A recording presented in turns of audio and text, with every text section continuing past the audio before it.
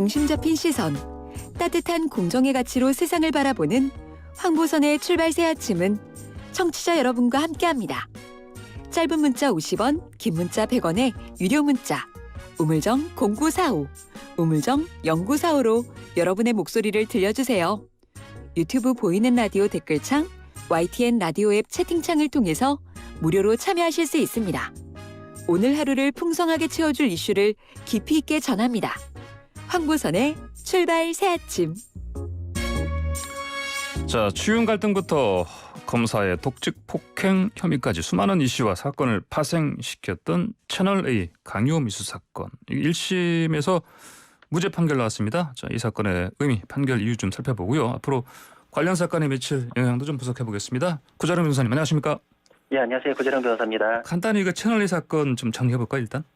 예, 이게 작년 3월경에 MBC 보도에 의해서 불거졌는데 처음에 이제 검언 유착 의혹 이렇게 이제 보도가 됐습니다. 그 보도 내용을 보면은 채널A 이동재 기자가 취재원에게 유시민 노무현 재단 이사장의 비위 정보를 알려달라 이렇게 강요를 하고 그 과정에 한동훈 검사장과의 친분 관계가 마치 이제 사건에 영향을 미칠 수 있는 것처럼 언급이 됐다. 이게 이제 공모에 의한 강요 아니냐. 이게 의혹의 핵심이었습니다. 그래서 시민단체 고발로부터 시작이 돼서 이제 채널A 본사 압수수색, 이동재 기자의 구속 이렇게 이어지면서 이제 무려 1년 4개월에 걸쳐서 수사 재판이 이어졌는데 이번에 이제 무죄 판결이 되었고 그 과정에 뭐 독직 폭행 사건 이런 이제 파생 사건들까지도 이제 벌어졌었습니다. 그렇군요. 자, 그 이번에 판결 그 무죄로 나왔는데 이제 관건은 자 협박이냐 아니냐 이거죠, 어떻습니까? 예, 맞습니다. 그래서 그 언급 내용은 이제 드러난 것이 이제 뭐 강도 높은 수사가 진행될 거다. 가족 수사 가능성도 있다. 이게 이제 협박이고 그걸 통해 가지고 취재에 응하도록 한 게 강요다.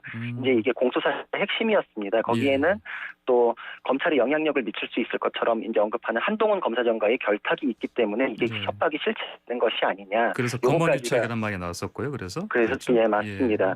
근데 이번에 이제 선고 내용을 이제 분석을 해보면 법원에서는 먼저 한동훈 검사장과는 공모관계가 없다. 그리고 이동재 기자가 발언한 것만으로는 그런 유착 가능성을 인정하기 어렵다. 이렇게 판단을 했습니다. 그래서 이런 부분에 이제 법원 판단은 어느 정도 좀 예상이 됐던 면도 있는데 왜냐하면 처음엔 검언 유착 이렇게 시작이 됐는데 수사 과정에서 한동훈 검사장의 연결관계는 드러난 것이 없었고 또 검찰이 그래서 공소장에 그 두 사람의 공모관계는 한동훈 검사장의 관련성에 대한 내용을 전혀 이제 공소사실에 담아내질 못했습니다. 그래요. 예, 그래서 수사 결과를 놓고 법원은 강요죄의 행위태양이 이제 협박인데, 요거는 이제 구체적인 해악의 고지가 있었는지, 요걸 판단하는 이제 잣대로 삼습니다. 근데 심리적인 압박을 통해 취재 정보를 얻고자 하는 의도는 엿볼 수 있다. 근데 이게 취재 윤리 위반으로 볼 수는 있어도 당시 거론한 내용이 모두 당시 언론 보도에서 나왔던 내용들이라 가지고 특별히 검찰하고 연이 있어야만 알 수 있는 정보를 언급했던 것도 아니고 그러면은 이 사람이 그 검찰에 영향력을 미칠 수 있는 지위에 관한 내용이 없기 때문에 그 뭐 수사에 대한 내용을 언급한 것이 해악의 고지로 보기는 어렵다. 이렇게 이제 판시를 한 것입니다. 그래요. 그러면 이제 협박이란 거가 그 지금 채널A 기자가요. 이게 정말 그 자기의 힘으로 어떤 그 이런 협박 그 내용이 있지 않습니까? 이걸 성사시킬 수 있다. 이게 내용이 그 입증이 돼야만 이번에 사실 유죄가 나왔을 것이다. 이렇게 보면 됩니까? 네, 맞습니다. 법리적으로 굉장히 정확한 그 핵심 지점인데요. 예를 들어서 이제 협박이라는 거는 무작정 나쁜 일이 있을 것이다 이렇게 알리는 게 의미 있는 게 아니라 그 행위를 하는 사람이 내가 그 일을 좌우할 수 있다. 그래야 이제 상대방이 이 사람 때문에 해악의 고지를 느끼고 위협을 느끼고 이렇게 되는 것이기 때문에 예를 들어서 검찰이 수사를 할 것이다, 구속할 것이다 이렇게 얘기하는 거는 행위자가 좌우할 수 있는 내용이 아니라서 협박이 되질 못하고 내가 아는 검사가 있는데 내가 그 사람한테 얘기를 하면 그 사람이 너를 수사하고 구속시킬 수 있다. 이렇게 이제 연결이 돼야지 이 행위하는 사람이 나를 어떻게 할 수가 있겠구나. 이렇게 이제 그 협박을 느끼게 되는 것입니다. 그래서 두 가지는 굉장히 해악의 고지라고 그냥 일반적으로는 비슷하게 느낄 수 있지만 법적인 평가는 극과 극입니다.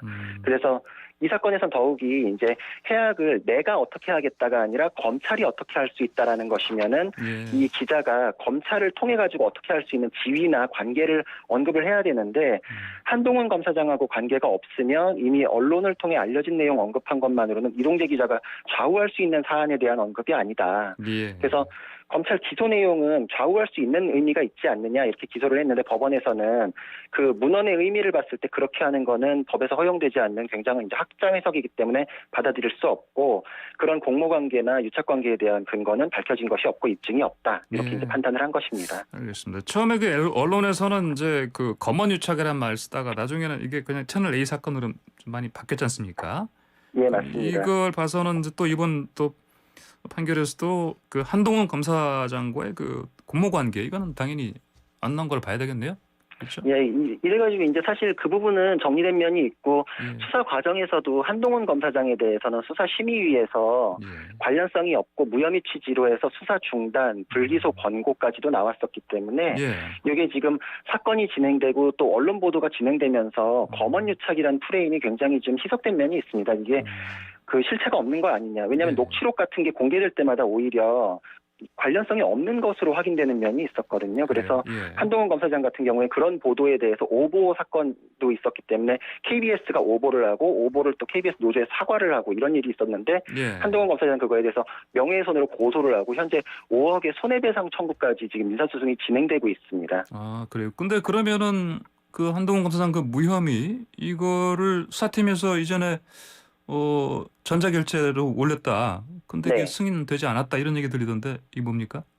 예, 맞습니다. 그래서 이 과정을 거치면서 한동훈 검사장은 관련이 없기 때문에 수사를 지금까지 진행했음에도 불구하고 무혐의로 처분해야 된다. 수사팀에서 1월경에 올렸는데 지금 6개월째 그 전자결제 승인이 나지 않고 있습니다. 승인하지 않은 사람은 서울중앙지검장이고요? 예, 당시 이성윤 서울중앙지검장이 그 아이폰이기 때문에 포렌식이 안 돼가지고 그 포렌식 기술이 발전할 때까지 기다려야 된다 이래가지고 미뤘는데 사실 포렌식을 그럼 과학기술의 발전까지 그럼 언제까지 기다리자는 거냐 이거에 대해서는 사실 그 이례적인 경우라 가지고 굉장히 좀 그것도 이제 논란이 되긴 했습니다. 그래서 지금까지도 이제 6개월 이상 미뤄진 것도 이례적이긴 한데 이번에 이제 본건 사건이라고 볼 수 있는 사건 재판에 무죄 선고가 났기 때문에 그 사건도 아마 더 미뤄지기는 어렵고 조만간에 그것도 이제 결론이 나지 않을까 이렇게 예상이 됩니다. 알겠습니다. 자, 그리고 이것도 수사하던 그 정진웅 차장검사 있지 않습니까? 그때 당시에 그 이 아이폰 압수하려다가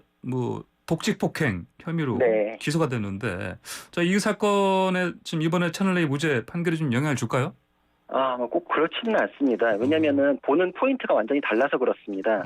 독직 폭행 사건은 수사에 관한 직무 집행하는 사람이 그 과정에서 이제 폭행이나 가혹행위 했는지 딱 그것만 보고 그 직무 집행을 하는 수사 대상 범죄가 성립하는지 여부 이런 건 따지지 않습니다.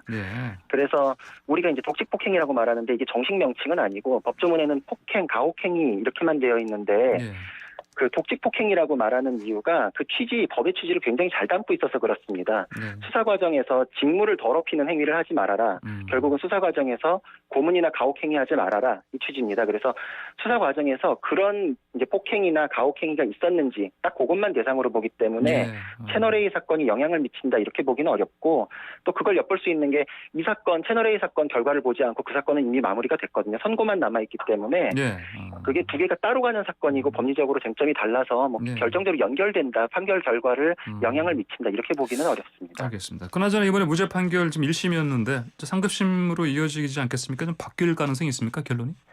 법리적으로는 가능성은 있다 이렇게 볼 수 있습니다. 왜냐하면은 이 사건은 이제 그런 일이 있었느냐 없었느냐, 근데 그런 일이 없었다 이렇게 이제 선고난 게 아니라 그런 발언은 있었는데 그게 협박에 해당하느냐 아니냐 이게 법리적 가치적 평가를 내린 사건입니다. 그래서 한동훈 검사장 공모나 관련성이 없다. 이거는 이제 굉장히 협박에 이제 부인할 만한 피고인에게 유리한 요소인 건 맞는데 그거 없이도 이동재 기자 발언만 단독으로 떼놓고서 평가를 했을 때 상급심에서 법리적으로 가치 평가를 달리했을 때는 결론이 바뀔 가능성은 남아있다. 이렇게는 언급할 수 있고 굉장히 1심 무죄로 유리한 고지를 점한 것은 맞는데 가능성은 아직 뭐 남아있다고 볼 수 있습니다. 알겠습니다. 오늘 말씀 잘 들었습니다. 감사합니다. 감사합니다. 네, 지금까지 구자룡 변호사였습니다.